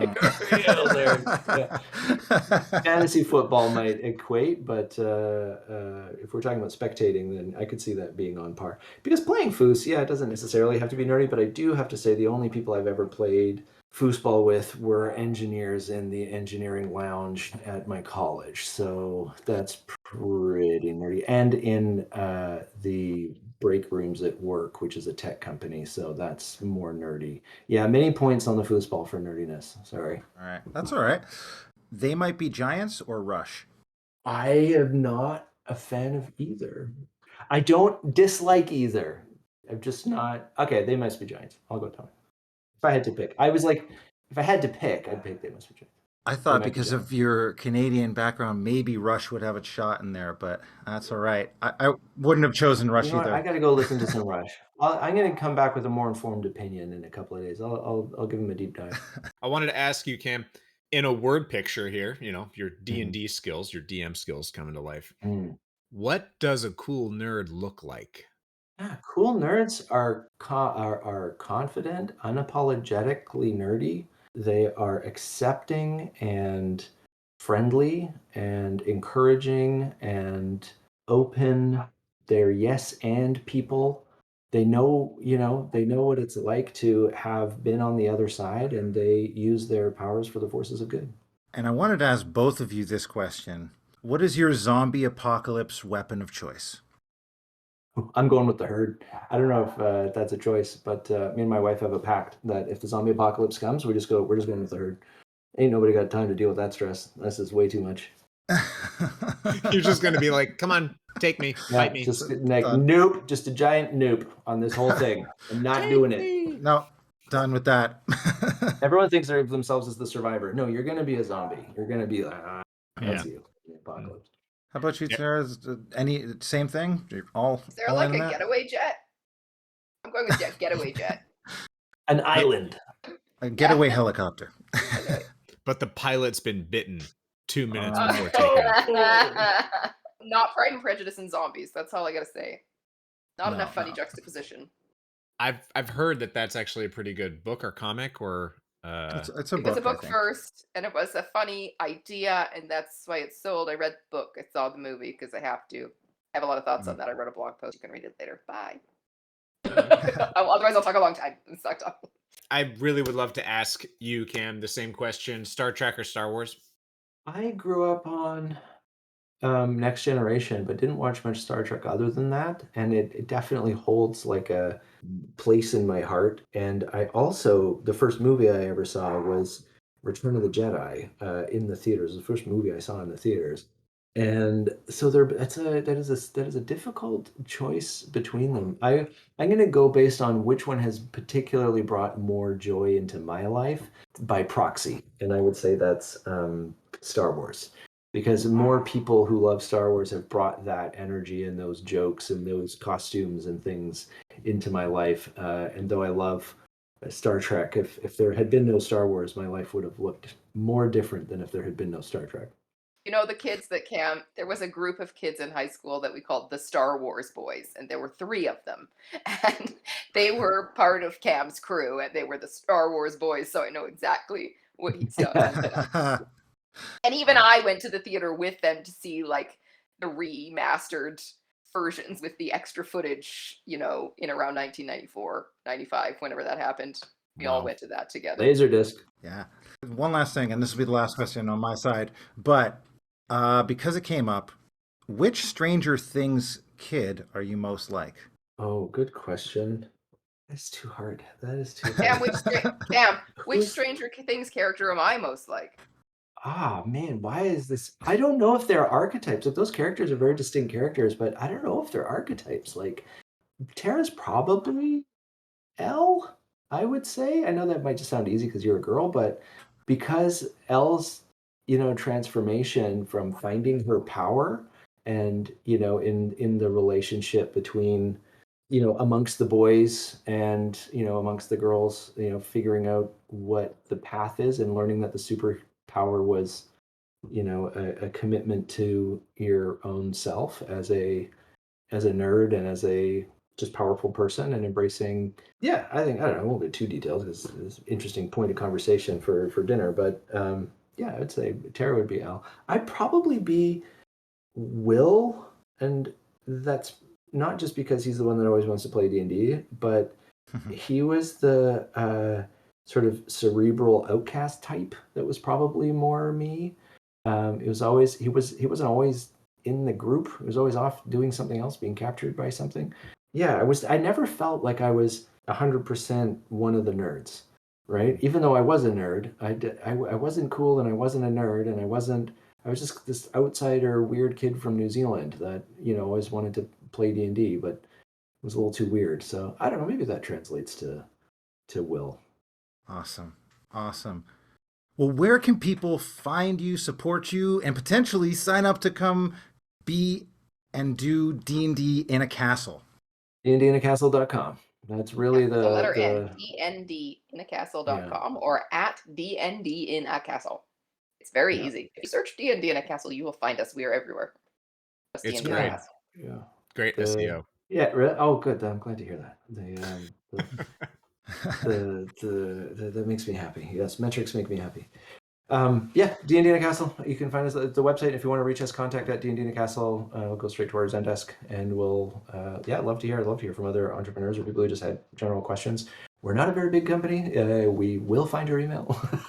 We may not respond to it, but it's only because we're too busy. But feel free to fire away any questions, or if you want to talk about stuff. Yeah, happy to hear what's going on. Well, thank you so much for taking the time. This has been an awesome episode. Well, thank you for reaching out. This has been a really interesting angle to talk about things and be able to talk about a bit of therapy for us. So thanks for that. Well, behind the scenes, little therapy. Yeah. You guys are board certified psychologists, right? This is all. Yep. Every day. That's exactly what it is. My Medicare will cover this. Keep it nerdy. Keep it nerdy. Keep it real. Thank you for listening to Nerdpreneur. Be sure to subscribe wherever you found us and leave a review on Apple Podcasts. Every review helps our show grow. You can follow and chat with us on Twitter, Instagram, and YouTube at Nerdpreneur Podcast. Nerdpreneur is a labor of passion, and Chris and I would love to keep this thing going. So if you want us to continue making content, you can support us by going to patreon.com/nerdpreneur and become a member of the board. Members of the board get shout-outs, they can submit rapid-fire questions, they get behind-the-scenes peeks, and we record super fun and valuable content exclusive to our board members. We love all of you nerds. Keep it nerdy. Nerdpreneur, you know I love my work. Life's a game, so I'ma take my turn. Nerds deserve to put the passion first, so let them rap a verse so they can all be heard.